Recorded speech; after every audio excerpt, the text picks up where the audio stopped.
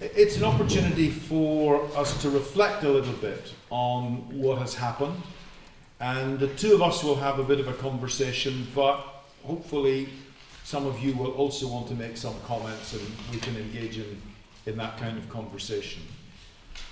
So Scott, I guess the question is what thoughts you have at this point. As Mike says, to some degree, you need to sort of take a couple of weeks to process all that there's been, because there's been a lot.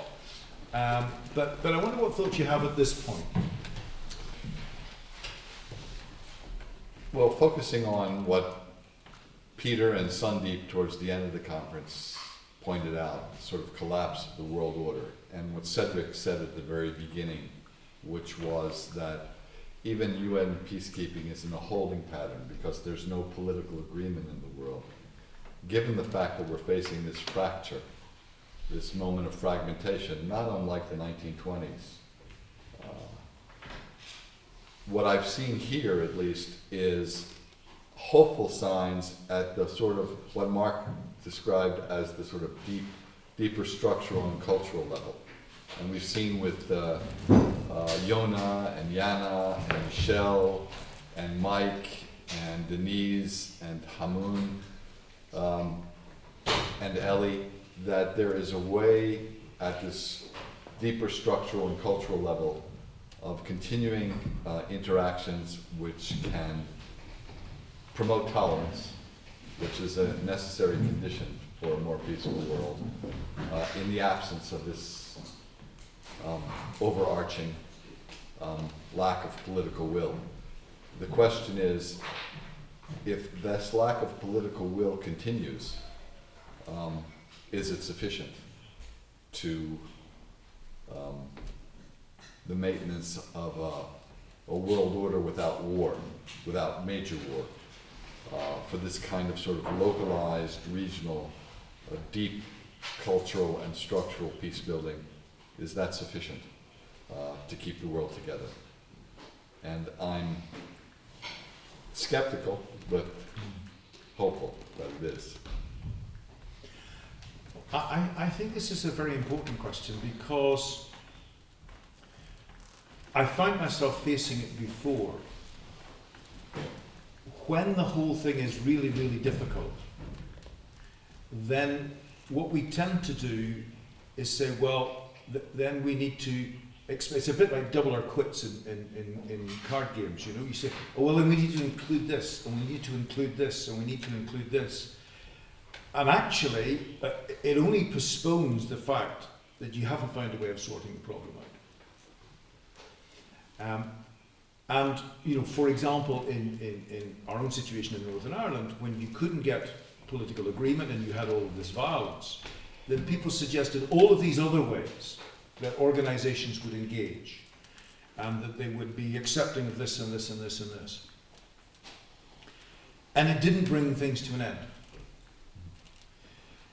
Now, we came to a point where there was various kinds of exhaustion and external changes, which meant that we did sit down and find a political agreement. And lots of those other things that people said were essential for peace, like everybody being respected and gender recognition and equality in society and so on, none of those things happened.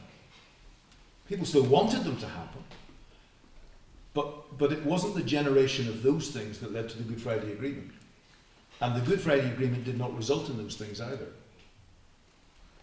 Now, that did leave many people disenchanted, and it certainly was the case that a degree of polarization then re-emerged. But it just makes me slightly skeptical of some of the propositions for what is going to make the kind of change that keeps us from destroying ourselves. That's the key thing. That it's, you know, it's ultimately it's not about, it's about how do people stop killing each other. Not how do they agree, not how do they have a pleasant night, not how does everybody get on well, but how do you stop killing each other? Because that's the major challenge that Sandeep was putting to us, that actually in the next year, 5 years, 10 years, we might simply kill all of ourselves. Well, I share your skepticism about local initiatives being sufficient to engender kinds of peace that we're all interested in. And I'm reminded now, this is fascism's centennial. November 8th of 1923, Hitler had the Beer Hall Putsch, and he modeled it on the March on Rome by Mussolini, which occurred in October 1922, just the year before, and fascism was born. And it rapidly conquered great tracts of Europe and tried to conquer the world. Its rise is very similar to what I see happening now. What happened in the Weimar Republic was you had a sort of identity, almost an identity politics. Each group was vying for power, and by itself, the whole system collapsed. And what filled the void was the mass of people who were not involved in that, basically, but they had a coherent philosophy that we will fill the gap and we will dominate. And I see that happening today. That is, I don't see the world moving to a more peaceful solution based on local initiatives and even local empowerment. Because focusing on local empowerment actually can be a barrier to consensus.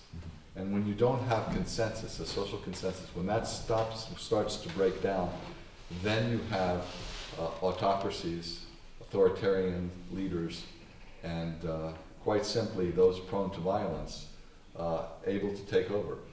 Now, we see, for example, that there's a big divide between, especially in the West, between urban centers, in which you need rules of government to make life possible.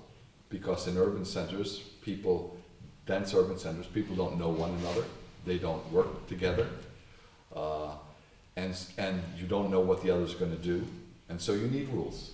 But in rural communities, which are self-organized, you don't need those rules. In fact, you resent those kinds of rules.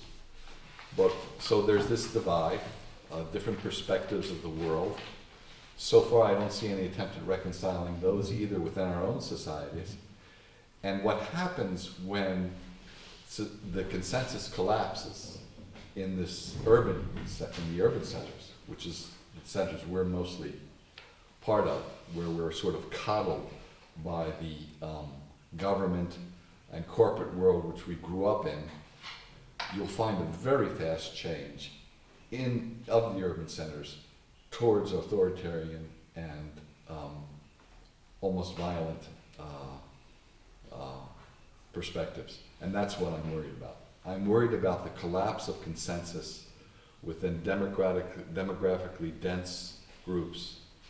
And once that happens, and it will collapse on its own, I think, if everybody starts focusing on their proper identities. But let me just mention just one more aspect of it.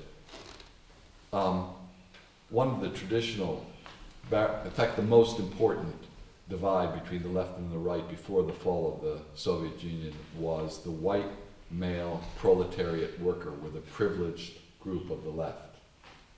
They've been completely abandoned by the left in favor of other identity groups. So that group has gone almost all wholesale to the far right. And we saw that happen again in the 1920s. And that was a very big component of the rise of fascist societies and the preamble to World War II. I see that happening, and I see nothing preventing that kind of movement. And I don't see local, no matter how noble they are and well-meaning they are, I don't see these local initiatives being able to forestall that development. You know I'm always a pessimist. One of the things that strikes me about it is that in this big difference you describe between the urban areas and the rural areas, the thing that you flag up is that in the urban areas, people do not have so much of a relationship with each other. In the rural areas, or the smaller townships and villages, people have some kind of relationship with each other. Now, that doesn't mean that they're all fair to each other. It particularly doesn't mean that they're fair to outsiders. And when people talk about things being decided at a local level, they need to factor into that local level may well decide to be extremely intolerant, either of very small minorities in their own group, and most certainly in terms of anybody coming in from outside. But nevertheless, within those areas, there is something about the set of relationships. Once you get into these larger agglomerations of people, this question of people themselves relating with each other becomes more of a problem. And yet, without some sense of relationship, there is no treatment of the other as a human being. And so it does seem that there's a real challenge in there.